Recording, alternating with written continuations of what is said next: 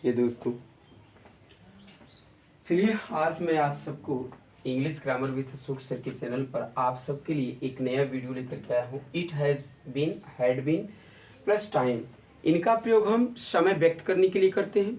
किसी भी प्रकार का सेंटेंस हो, अगर उससे समय का भाव प्रकट हो रहा हो तो it has been, had been का प्रयोग करके आप सेंटेंस को ट्रांसलेट कर सकते हो माय डियर स्टूडेंट। जैसे आप लोग जानते हैं, बोलते हैं ना कि 1 महीने हो चुके हैं, 2 साल हो चुके हैं, दो साल हो गए होंगे, है ना। इस प्रकार का सेंटेंस जब आता है ना तो बच्चे पहले वाक्य को देख कर ना एस्टोनिश्ड हो जाते हैं और सरप्राइज हो जाते हैं कि इस प्रकार का वाक्य को कैसे हम ट्रांसलेट करें। तो सबसे पहले इनको देखने का प्रयास करिए। That is very important my dear student concept. मेरे प्यारे छात्रों, इंग्लिश में हमने कहा कि कॉन्सेप्ट बहुत इंपॉर्टेंट होता है, तो कॉन्सेप्ट को देखने का प्रयास करो। हमने लिखा है it has been, it had been. It has been का प्रयोग आप प्रेजेंट टेंस में करना मेरे प्यारे छात्रों, और इट हैड बीन का प्रयोग पास्ट टेंस में करना। कहाँ करना? पास्ट टेंस में। कहाँ करोगे? पास्ट टेंस में। कॉपी कलम लेकर के बैठ गए हो ना, तो नोट करने का प्रयास करो। दूसरा हमने लिखा इट मस्ट हैव बीन और इट मे हैव बीन। इन सब का प्रयोग मेरे प्यारे छात्रों जहाँ पर पॉसिबिलिटी का भाव प्रकट हो, संभावनाओं का भाव प्रकट हो, तो वहाँ पर ना इट मे हैव बीन का प्रयोग करते हैं और इट मस्ट हैव बीन का प्रयोग करते हैं या इट माइट हैव बीन का प्रयोग करते हैं मेरे प्यारे छात्रों। तो चलिए मैं बात करता हूँ वाक्य पे। हमने लिखा कि 1 महीना हो गया है, तो आप ट्रांसलेट क्या करोगे? 1 महीना हो गया है तो it has been, it has been. 1 महीना हो गया है, ध्यान समझ रहे। It has been a month, it has been a month. 1 महीना हो गया है मेरे प्यारे छात्रों। 5 साल हो चुके थे, 5 साल हो चुके थे, तो क्या बनाओगे? इट, याद रखना क्या करोगे? It had been. मेरे प्यारे छात्रों ये पास्ट टेंस में है, पास्ट टेंस में है, तो it had been 5 months, 5 years, 5 year. 5 साल हो चुके थे, क्या करोगे? 5 ईयर्स। क्या करोगे?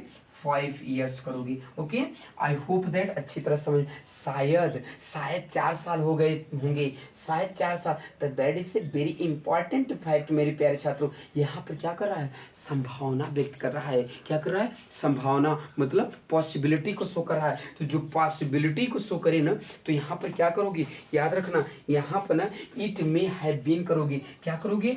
इट मे, यहाँ पर लिखो इट मे हैव बीन। याद रखना, it may have been, it may have been कितना? 4 ईयर्स, 4 ईयर्स। शायद 4 साल हो गए होंगे, तो क्या करेंगे?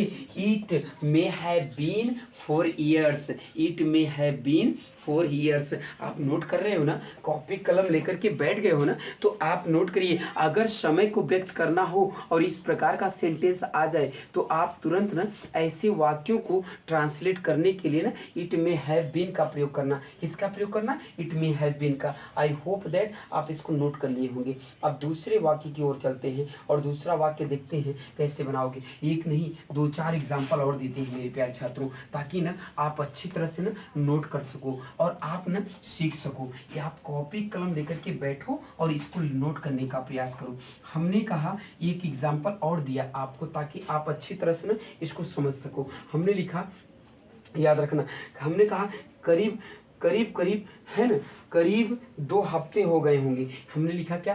करीब, करीब 2 हफ्ते हो गए होंगे। याद रखना, करीब 2 हफ्ते, 2 हफ्ते हो गए होंगे, हो गए होंगे। अब याद रखना, करीब 2 हफ्ते हो गए होंगे, तो इस प्रकार को सेंटेंस को कैसे ट्रांसलेट करोगे? बिल्कुल इजी है मेरे प्यारे छात्रों। क्या करना? इस प्रकार, क्या यहाँ पर भी पॉसिबिलिटी को शो कर रहा है, तो आप याद रखना क्या करना? इट, इट क्या करना? It must, it must have, it must have been, it must have been about, करीब 2 हफ्ते हो गए होंगे, अबाउट 2 वीक्स। क्या करोगे? About 2 weeks. 1 मिनट, आप ना एक और इसी को बना सकते हो। कैसे?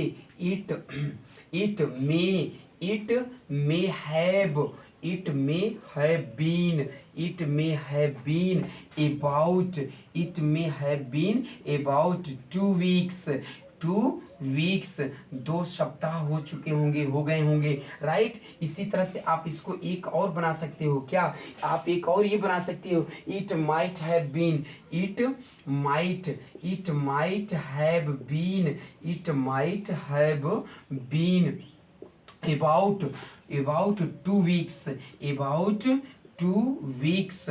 आप ना एक नहीं, आप हजारों सेंटेंस बना सकते हो मेरे प्यारे स्टूडेंट। आप ना नोट करने का प्रयास करो, पॉसिबिलिटी को अगर शो करे और ऐसे वाक्य को करीब जैसे शब्द आए हो, शायद जैसे शब्द लगा हो आरंभ में, तो याद रखना कि इट मे से बनाओ या इट माइट से बनाओ या फिर इट मस्ट से बना दो। मेरे प्यारे छात्रों ट्रांसलेट कर दो। मेरे प्यारे छात्रों जरूर 5 महीने हो गए होंगे, जैसे हमने कहा एक वाक्य और कहा जरूर 5 महीने हो गए होंगे, तो याद रखना जरूर 5, याद रखना जरूर कह रहा है, जरूर 5 महीने, 5 महीने, जरूर 5 महीने हो गए होंगे, हो गए होंगे।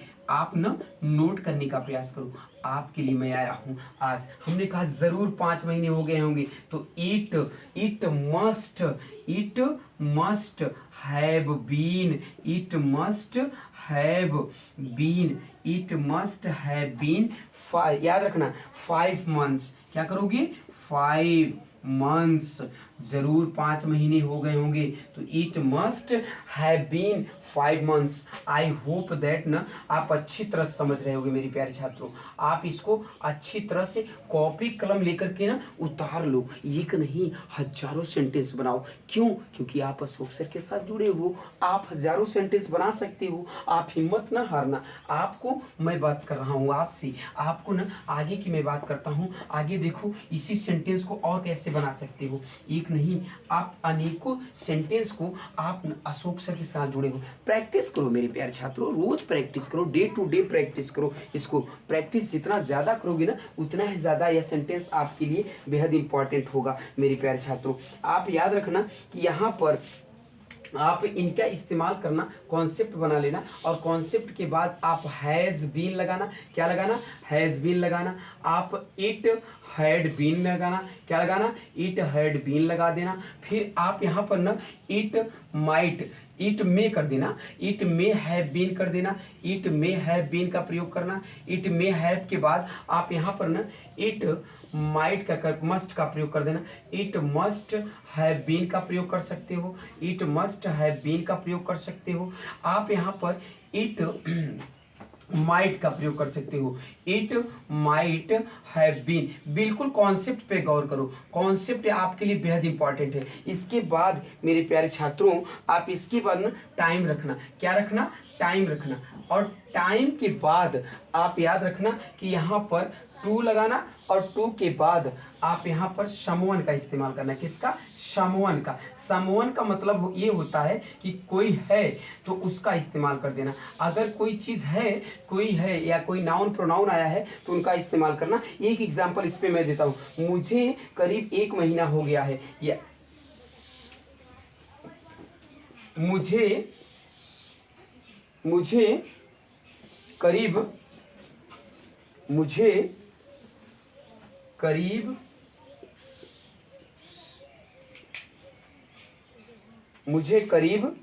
1 महीना, मुझे करीब 1 महीना,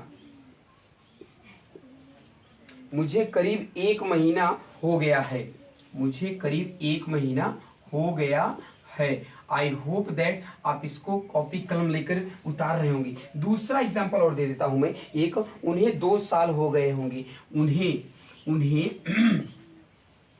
2 साल, उन्हें 2 साल हो गए होंगे, हो गए होंगे, उन्हें 2 साल हो गए होंगे। याद रखना उन्हें 2 साल हो गए होंगे। आप इसको ना बिल्कुल नोट करने का प्रयास करो। देखो मैंने लिखा कि मुझे, याद रखना मुझे करीब 1 महीना हो गया होगा, तो इट हैज़ बीन, क्या लिखोगे?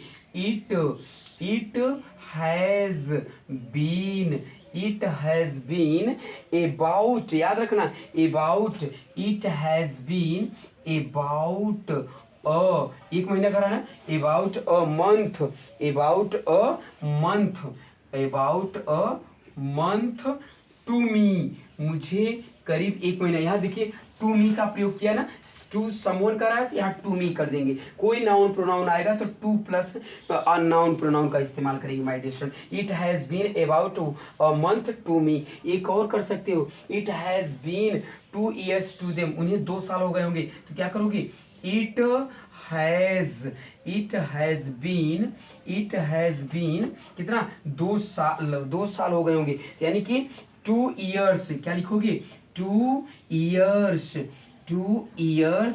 टू देम, उन्हें है ना, तो टू देम कर देना माय डियर स्टूडेंट। दे का ऑब्जेक्टिव केस देम होता है, तो याद रखना टू के बाद हमेशा ऑब्जेक्टिव केस रखना। अगर कोई नाउन प्रोनाउन आएगा तो ऑलवेज ऑब्जेक्टिव केस ही आएगा। तो आई होप दैट आपको अच्छी तरह से इस कॉन्सेप्ट को भी समझ गए होंगे मेरे प्यारे छात्रों। अगर कोई नाउन प्रोनाउन आ रहा है, मुझे करीब 1 साल में 1 महीना हो गया है, तो क्या करोगे, it has been about a month to me. आप कर सकते हो, उन्हें 2 साल हो गए होंगे, तो it has been 2 years to them. इस प्रकार से ना एक नहीं हजारों सेंटेंस बना सकते हो। तो आज के लिए बस इतना ही, फिर मिलते हैं अगले वीडियो में। तब तक के लिए आज आप सब ना इसको सीखिए, अभ्यास करिए और कमेंट करने का प्रयास करिए। Thank you for watching my video, thank you, best of luck and big enjoy, happy Navratra and good bye for you.